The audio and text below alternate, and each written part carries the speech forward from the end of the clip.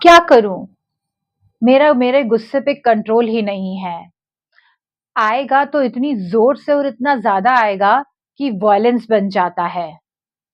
Hello everyone, अगर आप भी इस समस्या से परेशान हैं कि आप अपना गुस्सा कंट्रोल ही नहीं कर पाते हैं और जब भी वो गुस्सा आता है तो वो वायलेंस की तरफ बढ़ जाता है, चीजें सामान आप फेंकने लगते हैं, दूसरों को या कभी खुद को हर्ट कर बैठते हैं, मार लेते हैं, खुद को ही मार देते हैं, दूसरे को ही, यानी कि फिजिकल वायलेंस भी हो जाता है अपने साथ और दूसरों के साथ। अगर आप भी इस समस्या से सबसे ज्यादा परेशान हैं तो आइए आज इस बारे में बात करते हैं कि आखिर ये होता कैसे है और होता क्यों है।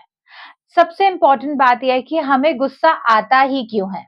हमें गुस्सा अधिकतर उन बातों पे सबसे ज्यादा आता है जब हमारी एक्सपेक्टेशन सामने वाले से टूटती है या फिर कंप्लीट नहीं होती।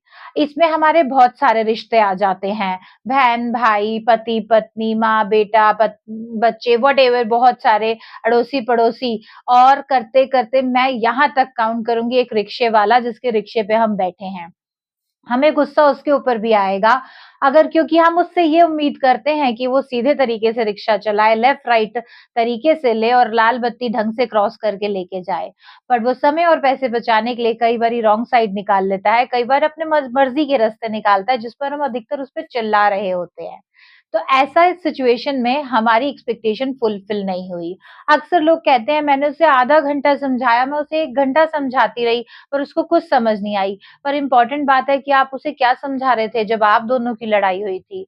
आप उसको वही बता रहे थे जो आपकी उससे एक्सपेक्टेशन थी, और बताते-बताते भी फुलफिल नहीं हुई और उसके बाद जब कुछ समझ नहीं आया तो फिर से झगड़ा हो गया।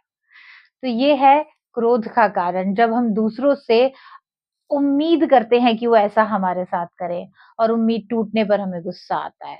ये वॉयलेंस कैसे बनता है लेकिन? ये वॉयलेंस ऐसे बनता है कि जब मान लीजिए आपके पार्टनर ने, कोई भी पार्टनर्स, नॉट लाइफ पार्टनर, आपके पार्टनर ने आपकी बात नहीं मानी, जो आपने उम्मीद थी आपकी, वो आपकी उम्मीद टूट गई। अब उसी तरह के इंसिडेंट बार-बार रिपीट हुए और वो बार-बार आपकी उम्मीद तोड़ते जा रहे हैं। तो ऐसी सिचुएशन में अब वो ट्रिगर होना शुरू हो जाएगा और वो ट्रिगर बैलेंस बनेगा। ऐसा अधिकतर मैंने हस्बैंड वाइफ के बीच में देखा है क्योंकि हम सबसे ज्यादा एक्सपेक्टेशन अपने पार्टनर के साथ ही करते हैं। तो मेरा ये सजेशन है कि एंगर से वॉयलेंस बनने का रास्ता आप आने ही क्यों दे रहे हैं। अगर आप एंगर पे खड़े हैं तो एंगर को रिलीज कीजिए, और अगर वॉयलेंस पे खड़े हैं तो you need some healing. Yes, मैं हमेशा बोलती हूँ, मैं आज भी बोलूंगी, हमेशा एनर्जी बॉडी में अगर कोई प्रॉब्लम आ गई है और वो फिजिकल बॉडी में दिख रही है तो सबसे पहले उसे एनर्जी बॉडी से निकालना होगा।